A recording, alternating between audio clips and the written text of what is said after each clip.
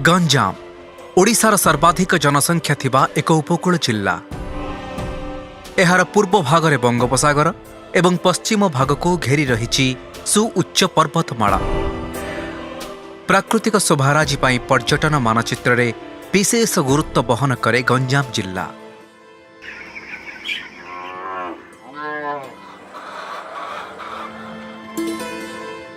जिल्लार आर्थिक अभिवृद्धि रे उल्लेखनीय योगदान देउछि एठाकार प्राणी संपद। गंजाम जनसंख्यार एक प्रमुख भाग लोक प्राणी पालन को ही जीविका भावरे ग्रहण करिसंती। सेमानंक आय वृद्धि रे विशेष सहायक होइछि प्राणी पालन।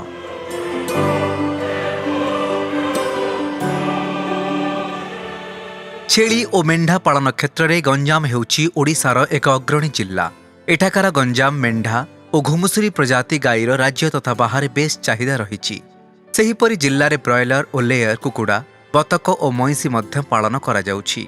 एही सबु प्राणी पालन जोगु जिल्लार प्राणीपालक मानकर जीविका सुदृढ़ हेबा सह सेमानंकु मिली पारुछि भल रोजगार। प्राणी रोग नियंत्रण करी उत्पादन और उत्पादकता बढ़ाइबा सह प्राणीपालकंकु अधिक रोजगार देबा हेउछि राज्य सरकारक लक्ष्य। तेणु एथिपाई टीकाकरण, कृमिनाशन और रोग निदान आदि कार्यक्रम हाथकु नेइछन्ति राज्य सरकार। जिल्लारे थिबा 3टी प्रमुख चिकित्सालय, 35टी प्राणी चिकित्सालय, 300टी प्राणी संपद सहायता केन्द्र और गोटिए रोग निरूपण परीक्षागार माध्यमरे एही सेवा पाई पारुछन्ति प्राणीपालक गोष्ठी। जिल्लारे प्राणीपालक और प्राणीधन निरीक्षक मानंकु तालीम देई सेमानंक दक्षता वृद्धि करिबाकु प्रतिष्ठा होइछि तालीम केन्द्र। बुला और असहाय प्राणींकु जरूरीकालीन चिकित्सा सहायता जोगाई देबा पई जिल्लारे रहिछि प्राणी आम्बुलांस। सेहीपरि प्रति ब्लॉक रे गाँ गाँ बुली प्राणीपालकंक दुआर मुहरे प्राणी चिकित्सा सेवा जोगाई देउछि मुख्यमंत्री भ्राम्यमाण प्राणी चिकित्सा यूनिट। बुला और असहाय गाईगोरुंक पई प्रतिष्ठा होइछि गोशाला। प्राणी चिकित्सा सहायता पई रहिछि स्वतंत्र हेल्पलाइन। प्राणीपालकंकु अधिक रोजगार एवं युवपीढ़ी को एथिरे स्वावलंबी करिबा पई विभिन्न योजना करिसंति राज्य सरकार। ब्रॉयलर कुकुड़ा पालन, लेयर कुकुड़ा पालन, बतक पालन, छेली पालन, मईंसी पालन, दुग्ध उत्पादन, घास चाष, कुकुड़ा दाना प्रस्तुति कारखाना एवं चिया पालन केन्द्र प्रतिष्ठा आदि योजना रे सरकार आग्रही प्राणीपालक, चाषी और युवक युवती को सहायता जोगाई देउछन्ति।